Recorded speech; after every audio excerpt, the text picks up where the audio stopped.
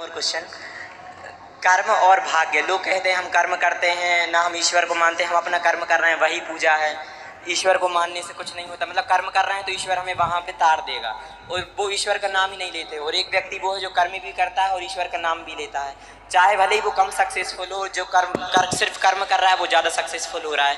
तो ऐसा क्या करें जिससे हमारा कर्म भी चलता रहे और ईश्वर की भक्ति भी हो जाए? कर्म, भगवान कहते हैं गीता में, कर्मण्येवाधिकारस्ते मां फलेषु कदाचन। तू कर्म कर जी, पर कर्म तो करना चाहिए, पर कर्म कैसा हो?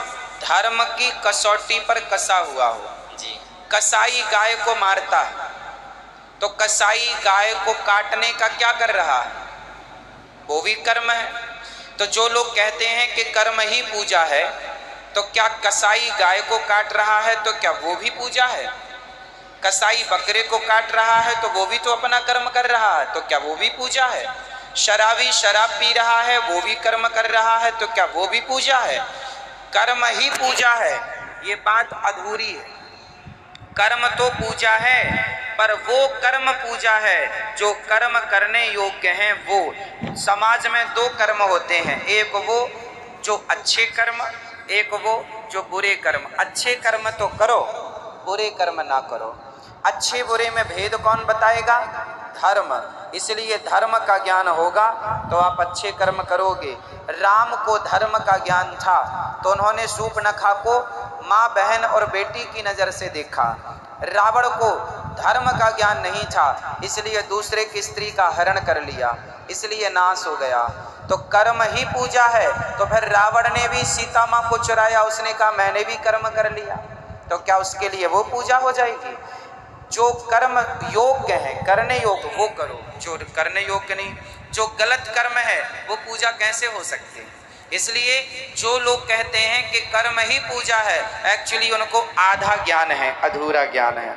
अध जल गगरी छलकत जाए। गुरुजी जस्ट वंस, क्या आपकी जैसे कथा करने के लिए ब्राह्मण जाति में पैदा होना ही आवश्यक है या किसी भी वर्ण के या जाति के लोग कथा कर सकते हैं? भगवान का नाम और भगवान का गुणगान तो कोई भी कर सकता है। जी, भगवान का गुणगान तो रसखान भी करते हैं, भगवान का गुणगान तो शबरी भी करती रहती है, बैठी बैठी केवट भी करते हैं। भगवान का गुणगान करने के लिए जात पात नहीं चाहिए, कोई भी भगवान की भजन गावे और गुणगान करे। पर जो व्यास पीठ में बैठ करके जो अनुष्ठान करने की इजाजत है, वह शास्त्रों ने ब्राह्मणों को ही दी है कि आप इस अनुष्ठान को ब्राह्मण से ही कराएं। जैसे यज्ञ हो रहा है, यज्ञ करने वाले ब्राह्मण ही होने चाहिए, यज्ञ करता। व्यास पीठ पर बैठ करके व्यास गद्दी की जो मर्यादा है वो ब्राह्मण की ही मर्यादा है। अन्य लोग, भगवान का, मीराबाई भी तो गोविंद का गुणगान करती थी, किसने रोका है? वो तो गली गली हरि गुण गाने लगी, गाती थी मीराबाई। तो गुणगान करने के लिए मना नहीं है, अनुष्ठान जो है वो ब्राह्मण का ही दायित्व है, तो वो ब्राह्मण ही करे। तो भगवान से प्यार कोई भी करे, पूजा कोई भी करे, गुणगान कोई भी गाए। आप खूब कथाएं सुनाइए भगवान की, पर जो व्यास गद्दी की मर्यादा है उसके लिए कहा है कि केवल ब्राह्मण। विरक्तो वैष्णवो विप्रो वेद शास्त्र विशुद्धि। गुरु जी ऐसे तो शूद्र भी अपना काम करता है, फिर लोग उसका परित्याग क्यों कर देते हैं, उससे ऐसे भेदभाव क्यों करते हैं? वो भी तो अपना कार्य कर रहा है। नहीं, हमारे यहाँ भेदभाव कभी नहीं था बेटा जी, शूद्रों से हमारे यहाँ कहाँ भेद है। जब शादी होती है तो मंडप के नीचे पंडित जी भी होते हैं और शूद्रों का भी काम वहाँ पर होता है कि भाई तुम ये काम करोगे, तुम वो करोगे।